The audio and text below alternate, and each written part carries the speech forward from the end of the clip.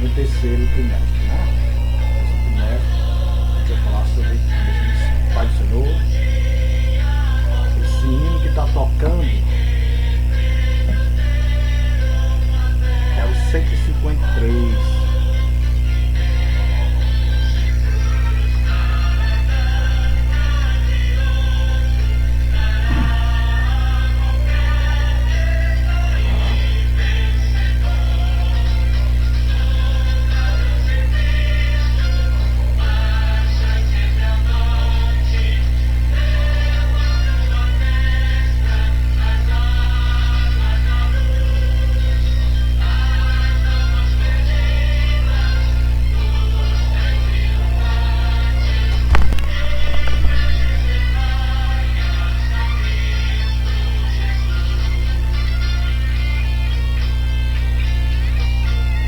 Esse hino é Soldados de Cristo, né? Soldados de Cristo. Porque a nossa missão hoje é a batalha espiritual e as armas do crente, né? Texto áureo é revestido de toda a armadura de Deus para que possais estar firmes contra as astutas ciladas do diabo. Efésios 6 e 11. E a verdade prática diz que o uso da armadura de Deus assegura a vitória do crente no campo da batalha espiritual.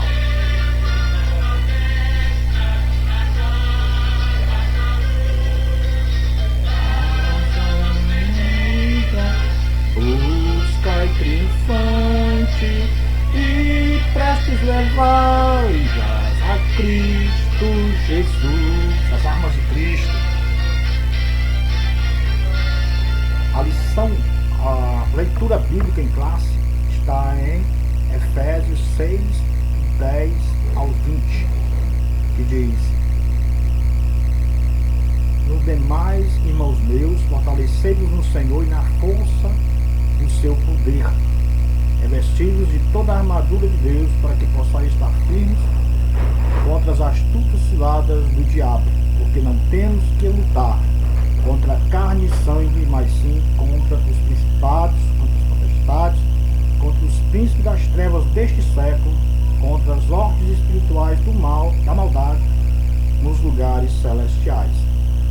Portanto, tomai toda a armadura de Deus, para que possais resistir no dia mau e, havendo feito tudo, ficar firmes. Estai, pois, firmes, tendo cingido os vossos lombos com a verdade, e vestido a couraça da justiça, e calçado os pés na preparação do evangelho da paz, tomando sobretudo o escudo da fé, com a qual podereis apagar todos os dardos inflamados do maligno. Tomai também o capacete da salvação e a espada do Espírito, que é a palavra de Deus, orando em todo tempo, com todas as orações e súplicas no Espírito, e vigiando nisso, com toda a perseverança e súplica por todos os santos.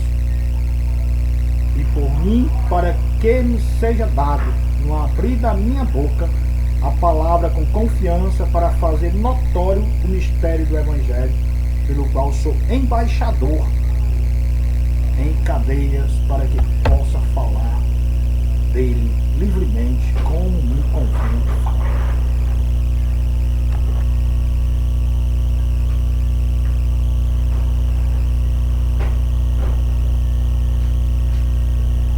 Soldados de Cristo.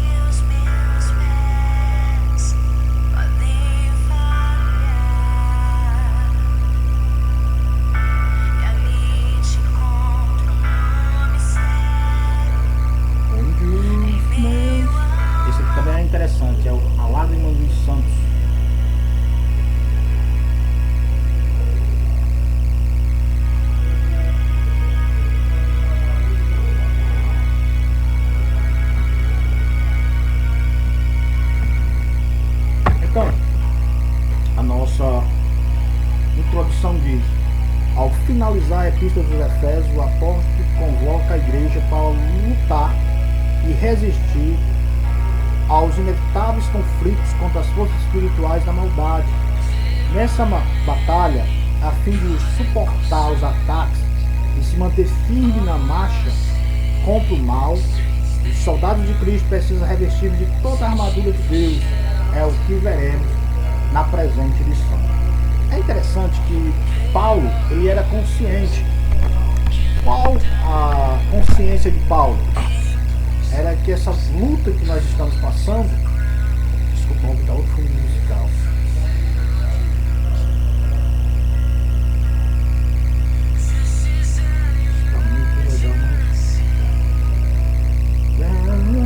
Lágrimas dos Santos, depois vocês verem. Então, o Paulo, ele quer o quê? Ele quer mostrar que as nossas lutas não é contra carne e sangue, mas contra potestades, né, espirituais da maldade nas regiões celestiais. Paulo está dizendo, olha, a nossa luta não é contra governante, a nossa luta não é contra pessoas, a nossa luta não é contra um ao outro, mas a nossa luta é contra o mundo espiritual. É interessante que não sei se foi Aristóteles, se foi Platão, foi um deles que disse que antes das coisas se realizarem no mundo físico, tem que ter sido realizado no mundo das ideias, né? Então o que o nosso apóstolo Paulo está dizendo para Timóteo é que antes de você vencer uma guerra material, você tem que ter combatido espiritualmente. Nesse combate espiritual é que Paulo fala que nós só venceremos essa batalha espiritual se tomarmos toda a armadura de Deus, né? É interessante que Paulo, quando estava falando isso, ele estava preso em Roma, né? E como ele estava preso, ele tinha o seu algemado a um soldado romano. E esse soldado romano, ele tinha ele andava todo armado, né? Todo bem arrumado, né? Cheio de armas, com a espada que eles chamavam de espada curta, né? Que eles andavam com ela. Então quando Paulo olhou para aquele soldado, disse, pronto, isso aí é uma referência que eu vou usar, né, para Timóteo. Quais são as armas espirituais que nós podemos, né, fazer parte, que nós podemos usar. Então, a partir daquele soldado que estava amarrado com ele, Paulo começou, né, a falar sobre as armas espirituais. As armas espirituais.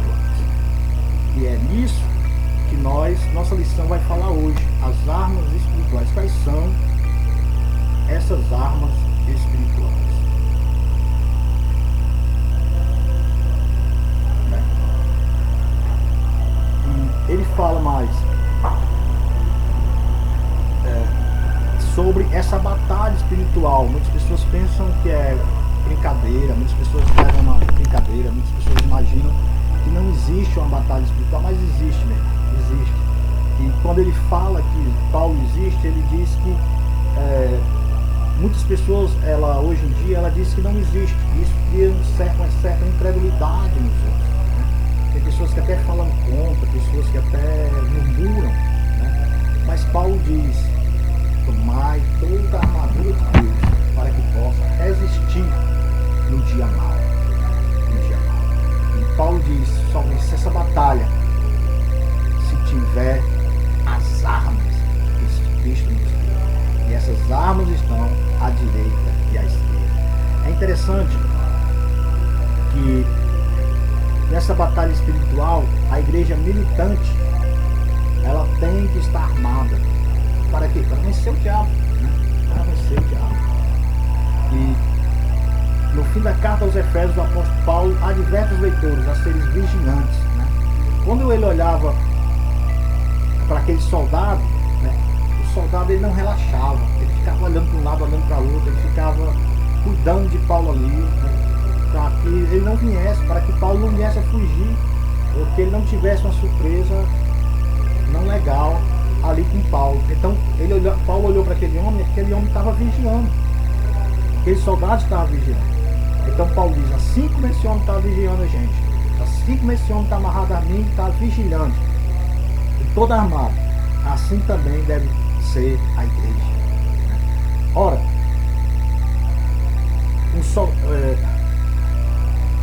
provavelmente esse soldado que ele viu era um veterano, né? Já tinha vindo das guerras, então era um homem muito habilidoso, acostumado a lutar, né? E ele estava acorrentado a Paulo. Mas esse soldado romano, como era característica dos romanos, eles eram disciplinados. Como era característica dos humanos, eles eram vigilantes para não ser pegos. E Paulo, ele fala na sua carta justamente isso, que o cristão deve ser disciplinado e vigilante.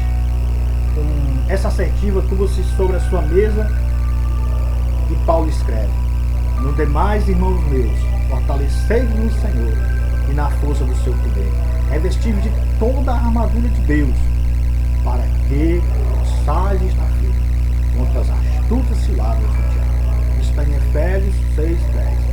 O preparo espiritual do crente, a batalha. O preparo espiritual do crente na batalha.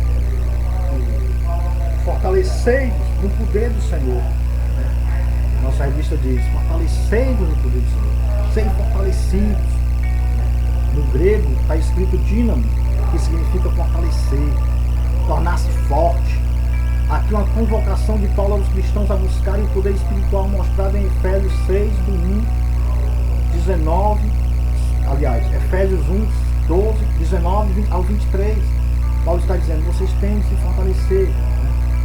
Dinamite, vocês têm que fortalecer no Senhor e na força que há no seu poder, para que vocês possam resistir um dia mau.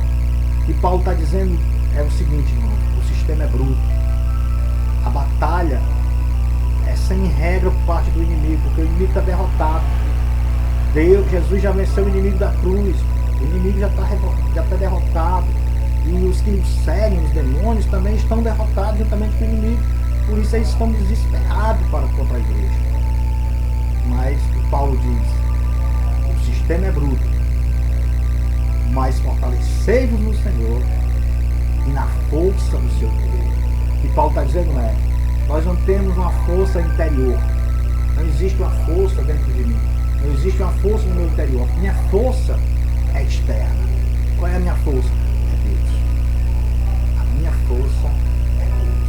Por isso que ele diz: fortalecei-vos no Senhor e na força do seu poder. De nós mesmos, nós não podemos fazer nada. Mas toda a nossa dependência deve vir da parte do nosso Deus. É através do Espírito de Deus que Cristo foi ressuscitado e exaltado, conquistando seus adversários. Colossenses 2:15 fala sobre isso. Também é através do mesmo poder que nós obteremos a vitória sobre o mal. Ninguém vai vencer, irmãos, o mal porque é melhor do que o outro, porque tem força em si mesmo, porque é forte. Não. Ninguém vai vencer Satanás por causa disso. Mas nós vamos vencer os inimigos, os poderes espirituais da maldade, os demônios, porque o nosso Deus está conosco. Nosso Deus está conosco para nos salvar. Nosso Deus está conosco para nos ajudar. A nossa força. E ele fala no ponto 2, ele fala: vigiando com toda oração e súplica. O nosso autor diz: Paulo enfatiza a necessidade de uma vida cristã permeada pela prática da oração. Não é possível entrar em combate sem a cobertura de tão preciosa arma espiritual. A expressão orando em todo tempo, em toda oração e súplica no Espírito, 6:18, significa clamar pelo favor divino em qualquer circunstância e oportunidade. Esse clamor deve estar acompanhado de vigilância. Isaías 59, 1, 2, pois esta preserva o crente das astutas ciladas do inimigo. Vigiemos em oração e súplica. Então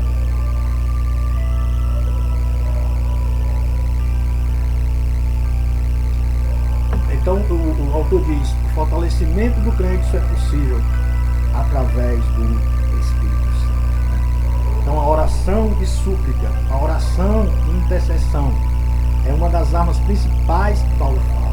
E é bom quando a gente fala isso, Porque muita gente pergunta, a oração e a vigilância, qual é o melhor dos dois? É melhor orar ou é melhor vigiar? Alguém fez essa pergunta a um pregador e o pregador perguntou a ele, para um pássaro, qual é a melhor asa?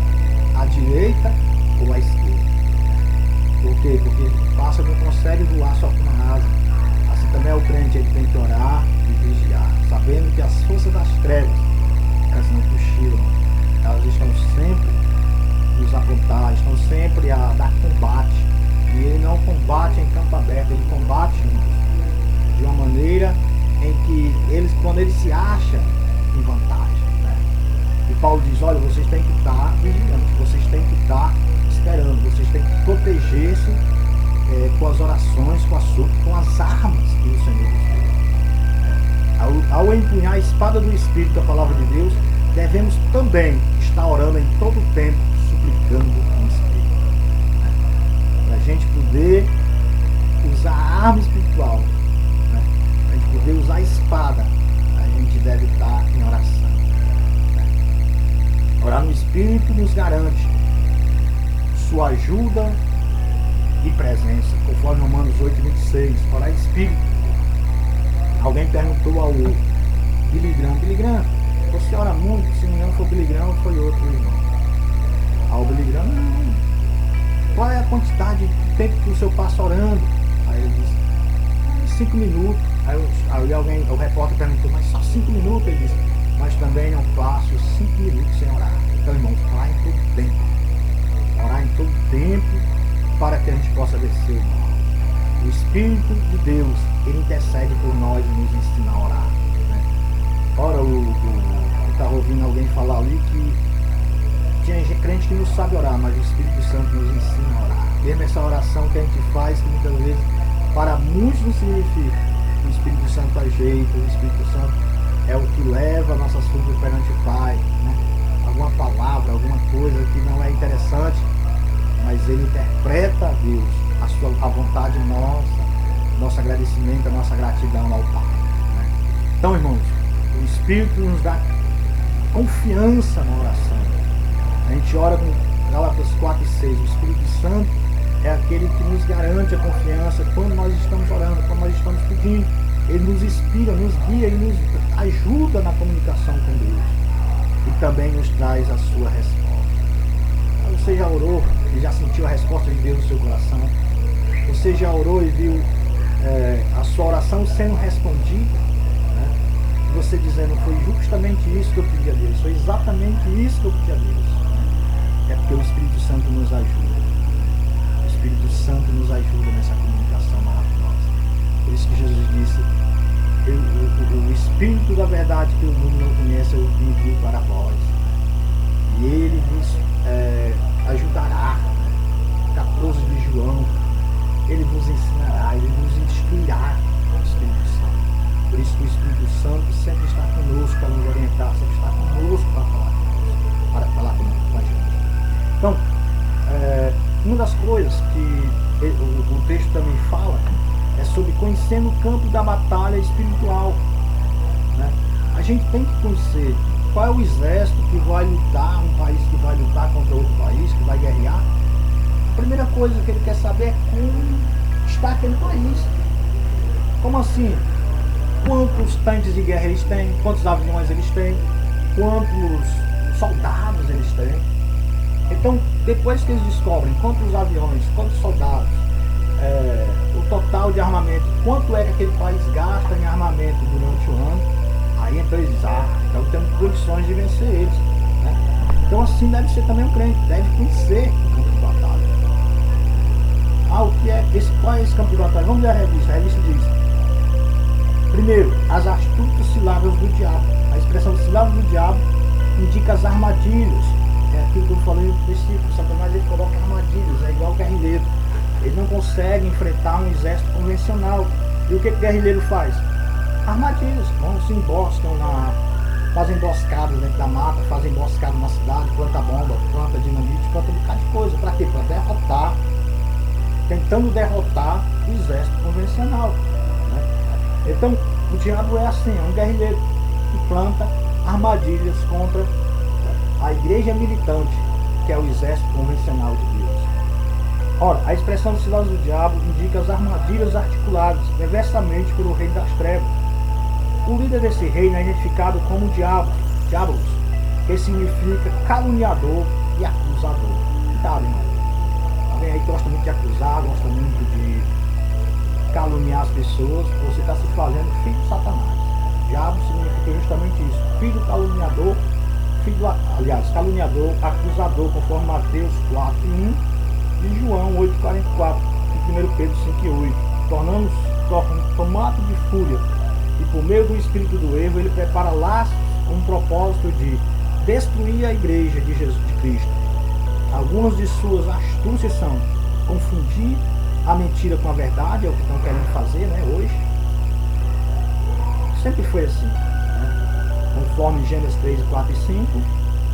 Deturpar as escrituras, Mateus 4 e 6. A terceira é dissimular e induzir a dissimulação, 2 Coríntios 11, 3 ao 14. E 4, fazer falsos sinais, 2 Tessalonicenses 2, 9. E 5, fazer acusações, Apocalipse 12, 10. Sexta é semear incredulidade, 2 Coríntios 4, 4. Satanás pode semear incredulidade no coração da pessoa. Sétimo, promover ideologias anticristãs, 2 Tessalonicenses 2, 3 e 4. Diante desse quadro, o texto sagrado ordena: revestivos de toda a armadura de Deus. Oração, súplica, as armas de defesa, as armas de ataque, tudo nós devemos estar prontos para lutarmos contra o nosso maior adversário, que é o Satanás. Então, irmãos, estar firme contra as astutas ciladas do diabo. A palavra cilada em grego é medoteias, e significa essa palavra metodeias, né? Significa estratagemas e artimanhas, né? E sabemos que o diabo é o príncipe deste mundo, né? Das trevas, o reino que se opõe a Deus. Oferecer resistência ou ficar firme eram termos militares que significavam resistir ao inimigo, manter a posição e não se render a ele. Então você está vendo aqueles filmes épicos, né, do Império Romano, quando existia uma formação que quando um morria, alguém tirava ele e era substituído por outro. Para quê? Para não perder a posição, né? Ficava o ferido para trás e tinha que vir outro para segurar o escudo, que era para o exército não ser desfacelado, né? Para que o exército não fosse derrotado, para que o exército não virasse as costas e não fugisse. Então tinha que manter a posição. O que Paulo está dizendo é: não tem como nós fugirmos dessa guerra. Essa guerra espiritual, a gente tem que resistir. Ou nós resistimos, ou nós perdemos. Resistir é o quê? Ficar firme, é ficar em posição, não ceder, né, às ideologias, ceder às lutas, ceder às artimanhas, ceder às ciladas que Satanás tem preparado. O diabo nunca lutará honestamente.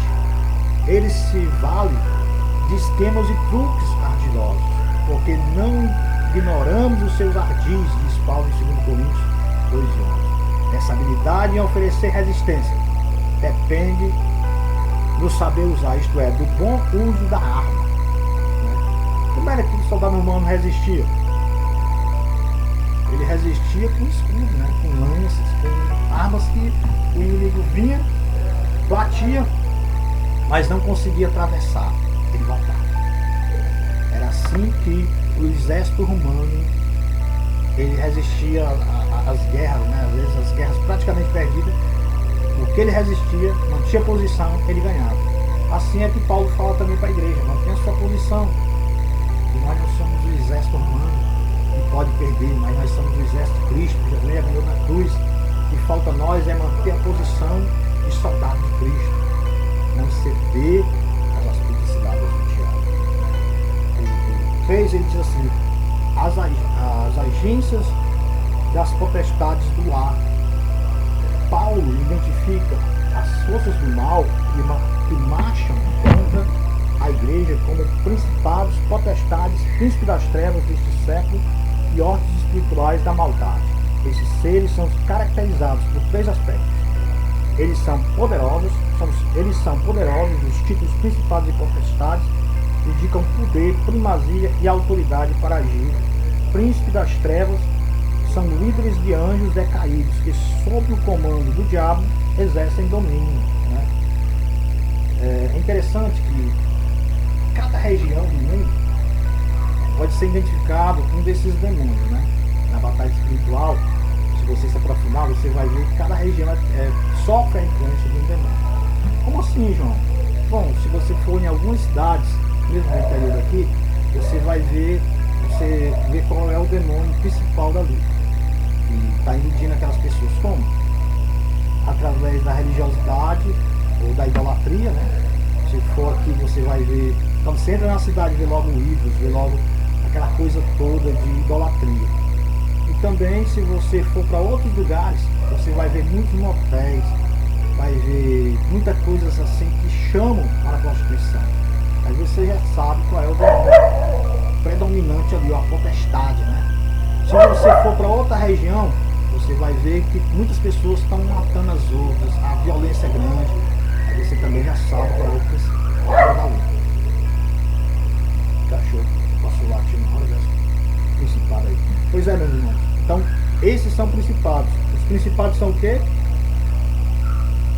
Os príncipes das trevas são líderes de anjos caídos, né? E os principados indicam poder, primazia e autoridade. Porque ninguém pensa que o inferno é desorganizado, não. O reino de Satanás é bem organizado. Tem uma liderança lá que é o Satanás.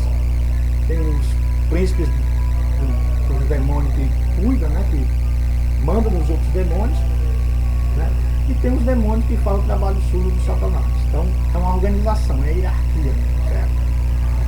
Por isso que às vezes é bom a gente orar para Deus abençoar a nossa cidade, procurar saber qual é o problema da nossa cidade, orar para Jesus cortar, para Jesus derrubar, para Jesus salvar, para Jesus desfazer as fortalezas de Satanás.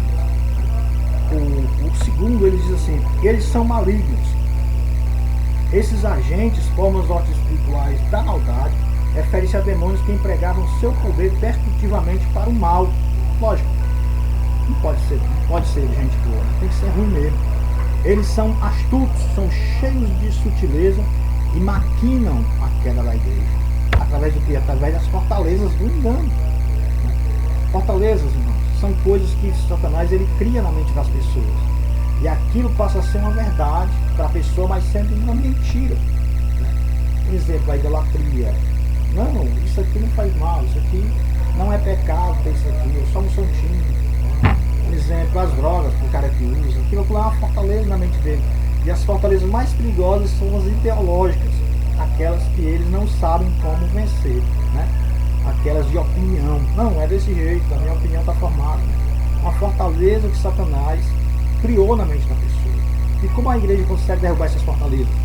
Somente através da Bíblia. Taca a espada. Está na Bíblia? Não está na Bíblia? Então tem que tacar a espada com força para poder destruir essa fortaleza de Satanás que está na mente das pessoas. Apesar desse imenso império do mal, a igreja é exortada a não temer. Somos incentivados a lutar e sobretudo a vencer, pois o Senhor da igreja está elevado no nível acima de todo principado, poder, potestade e domínio. Está no 1:21 de Efésios. Então, não devemos temer.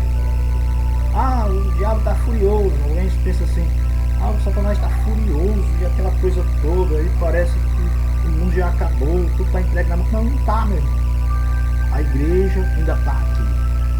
E nós temos todas as armas para desfazer Satanás. A igreja tem tudo o que precisa para fazer a vontade de Deus. Para fazer a vontade de Deus, Deus deu tudo que a igreja precisa. É interessante que eu estou lendo aqui o subsídio da Seara. Quem quiser ver também, viu? As agências da potestade do lar, né? Ele diz aqui: a palavra príncipe das trevas vem do grego, que significa cosmocrata, né? Significa governante mundial. E tem várias significações. Havia os antigos deuses salvadores, como Serapis, Ísis e Mitras, e Mercúrio, Zeus e outros, que eram chamados por esse nome. Tal nome era aplicado também aos deuses sóis, no culto solar. Então ele está dizendo aqui o seguinte, que esse nome em grego, Kratos, significa governante mundial. Aquilo que eu falei, se você chegar em um país, você vê a influência de Satanás naquele país. Qual é a influência? A influência ela vem através do liberalismo, através do Islã, através do próprio satanismo em si. Se você chegar em algum país da África, você é recepcionado no aeroporto pelas pessoas dançando, né, fazendo aquele culto a Satanás, né? Se você for para outras regiões, cada região é dominada por uma potestade, né? É influencia aquelas pessoas. Aí eu pergunto, pode se deslocar, uma região pode sofrer uma influência demoníaca e com o tempo passar a ter outra influência demoníaca? Pode. Às vezes já aconteceu. Por exemplo, algumas cidades que eram muito prostitutas passam a ser muito idólatras. E outras que eram muito idólatras passam a ser muito prostitutas. Um exemplo, né? De potestades que se deslocam. Para quê? Para destruir a população. Porque o maior ódio de Satanás são pessoas. Né? Porque a pessoa foi feita de uma maneira especial por Deus. A pessoa, a igreja principalmente, criada por Cristo, é o que mais odeia Satanás. Satanás ele odeia a igreja. Por quê? Porque a igreja adora Jesus. Se esse é o sentido da palavra usada aqui, ou seja, cosmocratos, se esse é o sentido da palavra usada aqui, temos então o sentido astrológico. Paulo está mostrando a realidade dos poderes associados à astrologia, embora na sua suposta posição de Deus, dominador de homens, traz a ideia de algo real. O que ele está dizendo? Astrologia. Que na verdade Paulo está dizendo que esses astros, na verdade, eram demônios que influenciavam as pessoas. Demônios que influenciavam aqueles povos. Demônios, esse negócio de Zeus, negócio de Ísis, negócio de Deus Sol, negócio de Serapis. Na verdade, ele fala em outra parte, em outra carta, ele diz assim, são demônios e não deuses. Por quê? Porque esses demônios, eles regiam a mente das pessoas. Tinha o templo de Apolo, em que quando a pessoa queria saber o futuro, suposto futuro, o que ele fazia? Ele ia lá e perguntava ao Apolo, né? Aí tinha uma moça lá, endemoniada 24 horas, diziam que era usada por Apolo e descrevia, tipo as adivinhas de hoje, né? As adivinhas de hoje. E diziam que qual era a resposta de Apolo para aquela pessoa. E o Paulo ele fala mais adiante, além desses principados, eles tinham também forças espirituais, que no grego é pneumática, né? Acompanhada de mal, poneria, né? Poneria mal, e pneumática espírito, e poneria mal, né? O que significa dizer que é forças espirituais do mal, né? Nos leva a entender que são seres espirituais malignos, ou seja, os poderes do mal em ação contra os servos de Deus. Irmãos, qual era o demônio? Um principado que tinha aqui no Brasil, que durante décadas dominou esse país. E agora a gente está sendo libertados dessa potestade, mas se levantou com tanta força que já é visível. Qualquer um pode ver. Qual é a potestade que dominava aqui no Brasil? Corrupção. Aí com a corrupção leva a imoralidade, leva a violência, leva a tudo. E agora nós vemos que Satanás está agindo nessa guerra que as igrejas estão fechadas, essa guerra que eles estão fazendo contra os cristãos. Inclusive não querem mais que um cristão, que um crente, um religioso, se torne deputado, se torne um senador, se torne um presidente, porque é abuso de religião. Por quê? Porque o Satanás está com raiva. Por quê? Porque as armas da igreja estão fazendo efeito. Por isso que a igreja deve orar mais, deve buscar mais ao Senhor. É interessante que Paulo diz, olha, contra essas coisas, pessoal, é muito difícil lutar contra alguma coisa espiritual. Para lutar contra forças espirituais, você tem que usar armas espirituais. E é isso que ele fala no terceiro ponto, no terceiro quando ele diz assim: as armas espirituais indispensáveis do crente, a armadura completa de Deus. A imagem que o apóstolo usa é de uma linguagem retirada de um contexto militar romano. A expressão toda armadura traduz do grego panóplia, que significa a armadura completa de um soldado fortemente armado. 6:11 ao 13. Na carta, a orientação não é para usar armas próprias, mas tomar o equipamento dado por Deus, resistir bravamente e marchar contra as potestades do mal. Então o que ele está dizendo? Você não pode usar suas armas contra o mal. Você tem que usar as armas que Deus lhe deu. Quando você pega essas armas, você tem que marchar contra as ordens espirituais da maldade. Isso é uma guerra espiritual. Deve ser a utilização da armadura de Deus que deve nos dar vitória. Esta armadura está disponível a todo cristão fiel. E o cristão fiel deve usar. Não podemos ser negligentes quanto ao seu uso, pois a batalha é real e nós somos os alvos. Nós somos os alvos dessa batalha. Entretanto, somente com essa proteção os crentes serão capazes de obter firmeza para resistir a uma grande oposição. Na verdade, é impossível resistir somente com as nossas forças.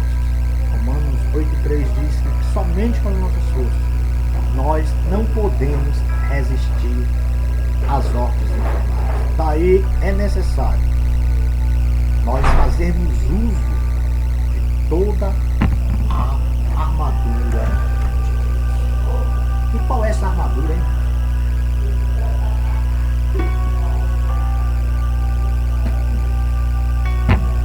Ele não diz as armas indispensáveis,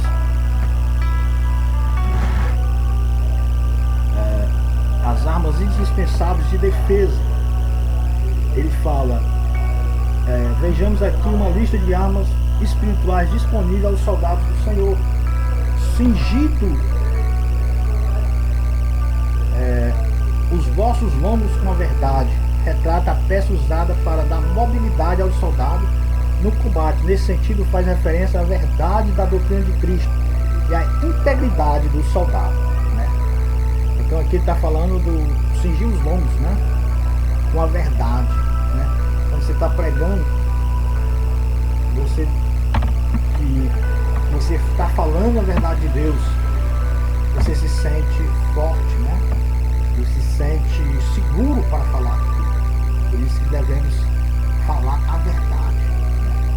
Vestidos da couraça da justiça, trata-se de uma malha impenetrável de proteção dos órgãos vitais, refere-se à justiça de Cristo, né?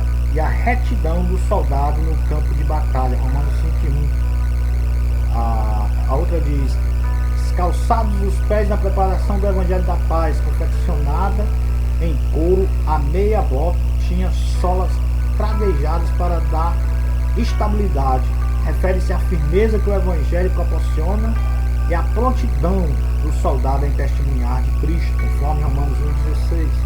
Ele fala também em tomando sobretudo o escudo da fé, longo, retangular, feito de madeira e couro. O escudo protege o corpo inteiro dos dados incendiários. Refere-se à fé inabalável em Deus, que detém a eficiência das calúnias, dúvidas e rebeliões disparadas pelo diabo, né? Então, para lutar contra o diabo tem que ter essas armas, né? Mas tem mais uma arma de defesa, o capacete da salvação. Pesado, resistente, fabricado com bronze ou ferro. O capacete serve para proteção, para a cabeça, refere-se à certeza da salvação que já receberemos em Cristo, e a convicção da plena salvação dos últimos dias. Então, irmãos, essas são as armas de defesa. Quem contou aí quantas são? 5, né? 5 armas de defesa. Cingidos os lombos com a verdade, né? Vestidos com a couraça da justiça, calçados os pés na preparação do Evangelho da Paz, tomando sobretudo o escudo da fé e o capacete da salvação. Por quê? Porque o Satanás é astuto, o Satanás é ditador, o Satanás vai dizer, rapaz, será que eu sou salvo mesmo? Será que eu sou. Será que Deus é grande mesmo? Será que Deus pode fazer isso? Deus pode fazer aquilo? Essas coisas são que Satanás bota na mente do cristão. Mas aí o cristão ele pensa, não, fiel é o que me prometeu. E ele também o fará. Né? Então o cristão na mesma hora vem a fé. E a fé faz resistir aquilo que Satanás está falando. É interessante também dizer que o cinturão era usado para cingir os lombos e tinha cerca de 6 polegadas ou 15 centímetros de largura. Possivelmente feito de couro, prendia as roupas que ficavam sobre ele, ou debaixo dele, né, como queiram. Também mantinha no lugar as demais peças da armadura, como a proteção peitoral, a bainha da espada, tinha um avental que protegia o baixo abdômen e prendia as costas para fortalecê-las, né? Então, com o cinto apertado, o soldado estava de serviço e pronto para a luta. Um cinto frouxo indicava que o soldado estava fora do serviço. Então, os cristãos devem enfrentar o dia a dia com os cintos apertados e prontos para a batalha. Então, quando o cinto estava frouxo, o soldado não estava de serviço. Quando o cinto estava apertado, o soldado estava de serviço. E Paulo diz, o cinto tem que estar apertado todo tempo, porque a igreja ela está de serviço. A igreja ela não está no momento, ela está em guerra e tem um alerta máximo. Deve estar em alerta máximo contra as hortes infernais amazonas. Essas são as armas de defesa. As armas de ataque quais são? Finalmente, a espada do Espírito, a única arma disponível tanto para a defesa quanto para o ataque. O termo grego para ela é macharia, identificada como espada curta.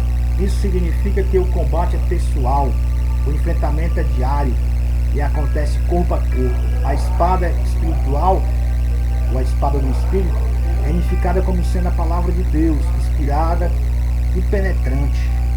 Ela deve ser usada tanto para resistir às ciladas do diabo, quanto para derrubar as fortalezas de Satanás. Então, essa arma, espada do Espírito, ela é pessoal, né?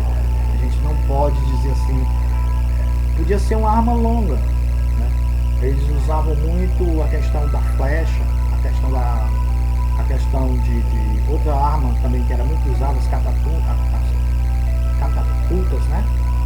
E também as lanças, mas Paulo ele usa a espada do Espírito, quer dizer, ela tem que estar comigo, minha arma, tanto para defesa como para ataque.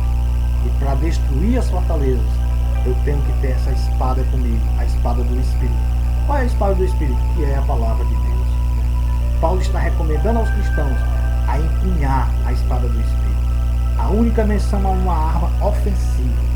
A única arma ofensiva. A espada curta e afiada é uma das maiores inovações militares de Roma. O exército romano era chamado assim de espadas curtas, por causa do seu uso nas batalhas vitoriosas. Esta espada tinha uma lâmina dupla que a tornava ideal para cortar e espetar. O Espírito Santo torna a palavra de Deus efetiva quando a pronunciamos ou a recebemos. A palavra tem um poder cortante e penetrante. Hebreus 4:12 diz que ela é mais penetrante do que espada de 2 gumes, né? E é a única que faz divisão entre a alma e o espírito. Essa estratégia foi usada por Jesus na sua tentação no deserto. Como foi que Jesus resistiu Satanás no deserto? Usando a espada do Espírito, que é a palavra de Deus. Está escrito assim, mas também está escrito. Mas também diz isso. Pula daqui porque... Mas não tenta... Não, nem só do pão viverá o homem. Então, ele combateu Satanás com a palavra do Espírito, que é a palavra de Deus. Que é a que ataca e defende ao mesmo tempo, né? Então essa estratégia foi usada por Jesus na sua tentação no deserto e devemos também usá-la na luta contra as forças do mal. Mateus 4:4, 7 e 10, para quem quiser ver. Então a conclusão diz: a vitória da Igreja de Cristo contra as forças do mal é garantida sobre a sobressalente grandeza do poder de Deus. Os ardis de Satanás não podem ser subestimados, porém o reino das trevas não deve amedrontar o cristão. A Escritura convoca o salvo a combater e a vencer as potestades do ar, revestido com a armadura de Deus. Então, o diabo e seus asséculos ameaçam e intimidam as pessoas com o propósito de destruí-las. Eles atacam com muita fúria no dia mau, pois agem com vários tipos de métodos. Estudam cada pessoa para saber melhor como atacá-las. Exemplo, ele estudou Sansão, Davi, Pedro. Foram aleijados porque o diabo varia seus métodos, ou variou seus métodos. Através do uso da armadura de Deus e com o Espírito Santo em nosso interior, nós cristãos temos a palavra de Deus para ser usadas nas tentações. Quando o tentador quer nos fazer o mal, temos poder para expulsá-lo através da palavra de Deus e do nome de Jesus. Mateus 4, 3 e 4 e 1 Tessalonicenses 3 e 5. Meus irmãos, é uma grata satisfação a todos por mais um trimestre passado, apesar da gente não ter sido presente na igreja, mas esperamos que Deus nos ajude para que a gente possa entrar esse terceiro trimestre na nossa igreja, na nossa dominical, louvando o bom nome do Senhor. Deus abençoe a todos vocês e que Deus abençoe nossas vidas, a vida da nossa família, e que a graça de Deus possa estar nos nossos corações. Pai do Senhor.